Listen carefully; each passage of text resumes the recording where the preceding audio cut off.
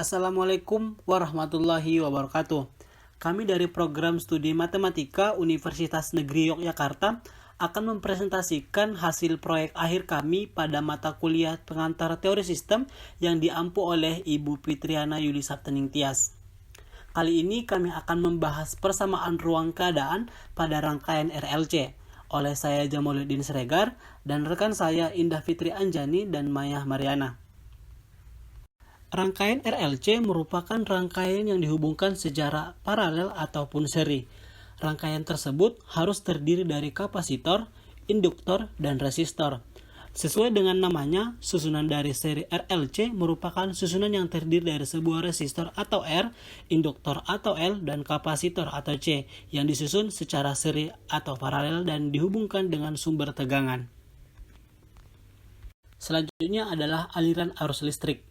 Rangkaian RCL terdapat arus bolak-balik atau alternating current yang disingkat dengan AC. Arus AC yang melintas resistor akan menimbulkan tegangan, yaitu VR sama dengan IR. Arus AC yang melintasi suatu induktor besarnya berubah-ubah setiap waktu, maka akan dihasilkan tegangan induksi VL. Hubungan antara arus dan tegangan induksi dapat dirumuskan dengan persamaan VL sama dengan L dI per dt. Saat arus AC sebesar IC melewati kapasitor, maka akan timbul tegangan VC, dan kemudian tegangan kapasitor tersebut akan naik menjadi VC secara perlahan. Berikut adalah jenis rangkaian RLC yang terdiri dari dua, yaitu seri dan paralel, dapat dilihat pada slide. Kali ini kami akan membahas soal rangkaian listrik RLC jenis seri. Gambar dapat dilihat pada slide. Dengan keterangan untuk R sama dengan resistor, L sama dengan induktor, C sama dengan kapasitor, I sama dengan arus listrik, dan V sama dengan beda potensial. Gambar ilustrasi tersebut merupakan gambaran rangkaian listrik seri. Terdapat dua output yaitu V1T sama dengan V2T, dan satu input yaitu sumber arus yaitu IT.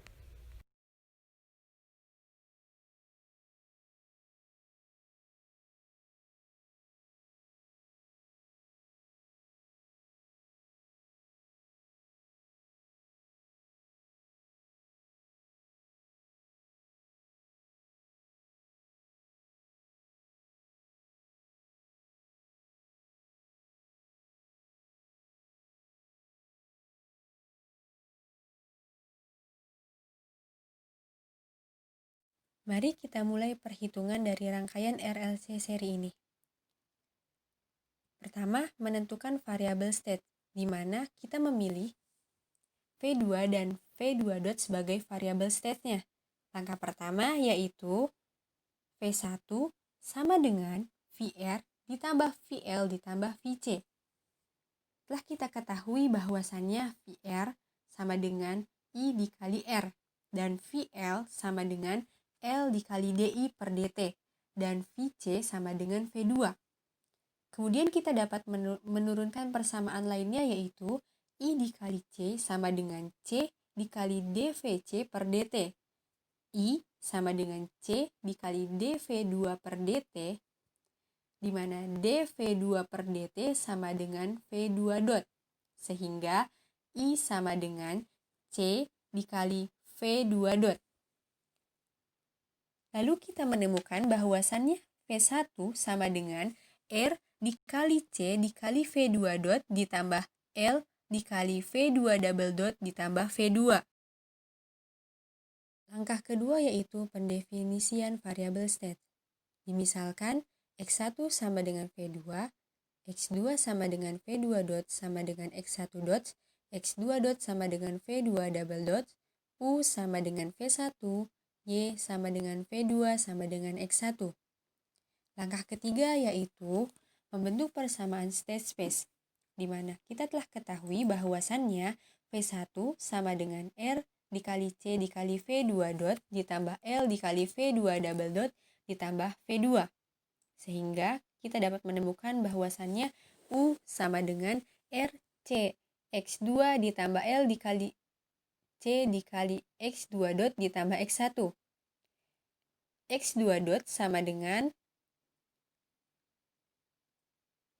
minus X1 minus R dikali C dikali X2 ditambah U dikalikan dengan 1 per LC. X1 dot sama dengan X2, Y sama dengan X1, sehingga didapatkan matriks state space yaitu X1 dot X2 dot sama dengan 0, 1, negatif 1 per LC, negatif R per L, dikali dengan X1T X2T dikali I, ditambah 0, 1 per LC dikali dengan UT.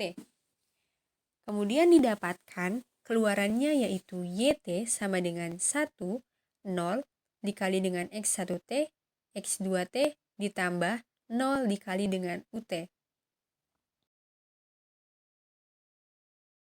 Dari persamaan state space, kita mendapatkan matriks A sama dengan 0, 1, negatif 1 per LC, negatif R per L, dan matriks B sama dengan 0, 1 per LC. Matriks C sama dengan 1, 0, dan matriks D sama dengan 0. Selanjutnya yaitu menemukan titik ekuilibrium. Kita telah menemukan bahwasannya X2.T sama dengan dalam kurung minus X1T minus R dikali C dikali X2T ditambah UT dikalikan dengan 1 per LCT.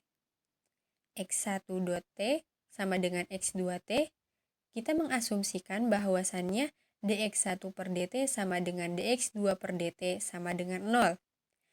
Kemudian kita mencari nilai x1t dan x2t. Diasumsikan x1.t sama dengan 0, di mana x1.t sama dengan x2t, sehingga x2t sama dengan 0. Kemudian hasil dari persamaan x1.t tersebut disubstitusikan ke persamaan x2.t, di mana persamaan X2.T kita menemukan nilai X1T sama dengan UT, sehingga titik ekuilibriumnya adalah U,0. Selanjutnya adalah proses pengecekan kestabilan. Cara menentukan kestabilan yaitu dengan determinan lambda dikali I dikurangi A sama dengan 0. Kita telah mengetahui bahwasannya matriks A sama dengan 0, 1, negatif 1 per LC, negatif R per L. Dari pengoperasian tersebut, kita menemukan persamaan lambda kuadrat ditambah R per L dikali lambda ditambah 1 per LC sama dengan 0. Kita mencari nilai lambda dengan menggunakan rumus ABC. Kita menemukan nilai lambda 1 dan 2 sama dengan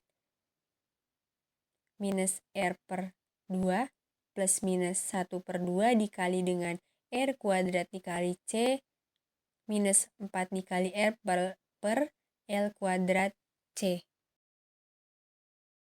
Nah, selain perhitungan manual yang sudah dijelaskan pada slide sebelumnya, dapat juga dikerjakan dengan menggunakan bantuan software MATLAB. Simulasi numerik dengan program MATLAB dapat dilakukan dengan menuliskan skrip yang ditampilkan pada PPT. Nah, di sini kami memisalkan nilai untuk R, L, dan C, yaitu 10, 1, dan 0,1. Nah, untuk nantinya nilai R, L, dan C-nya ini akan diubah-ubah untuk melihat efek dari masing-masing R, L, dan C terhadap sistem. Lalu untuk nilai A, B, C, D itu sudah dijelaskan dan dihitung pada slide sebelumnya. Selanjutnya, untuk waktu kami ambil T dari 0 sampai 10. Selanjutnya, akan dibuat plot yang kami beri judul solusi sistem linier dengan variabel X1 itu beda potensial dan X2 itu turunan dari beda potensial. Untuk skripnya bisa dilihat pada PPT. Lalu selanjutnya kami juga mencari analisa kestabilan dan juga keterkendalian. Lalu berikut tampilan dari output MATLAB. Yang pertama, kami pilih untuk nilai R yang berubah-ubah, sedangkan untuk nilai L dan C-nya sama. Yang pertama, kami ambil nilai R-nya 10, dan nilai R yang kedua adalah 20. Nah, dari gambar dapat kita lihat bahwa semakin besar nilai R, maka waktu yang dibutuhkan untuk sistem itu stabil semakin lama. Untuk R sama dengan 10, kira-kira sistem akan stabil di T sama dengan 5. Lalu untuk R sama dengan 20, sistem akan membutuhkan waktu yang lebih lama untuk stabil. Kira-kira di T sama dengan 9.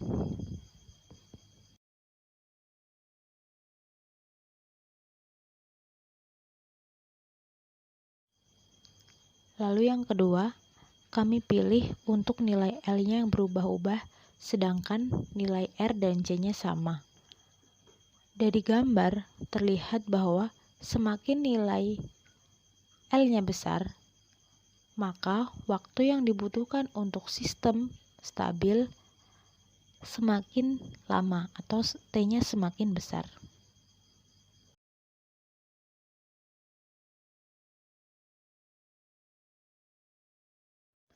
Lalu untuk yang ketiga, kami pilih nilai C-nya yang berubah-ubah, sedangkan nilai R dan L-nya sama.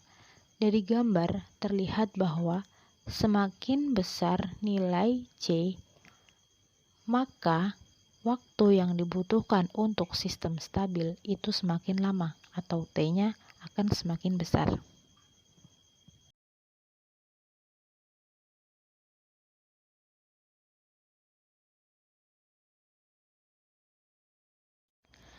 Selanjutnya, output yang ditampilkan pada program MATLAB setelah plot.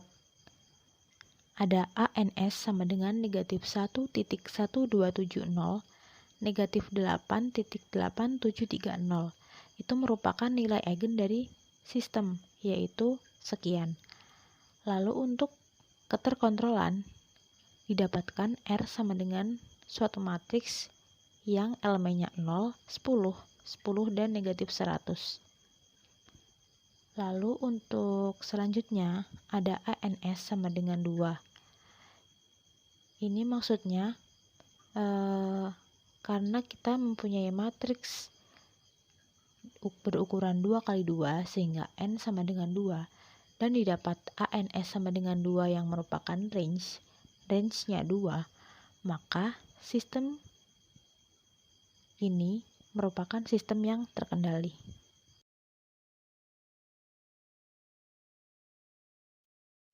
Cukup sekian yang dapat kami sampaikan. Kurang dan lebihnya mohon maaf. Assalamualaikum warahmatullahi wabarakatuh.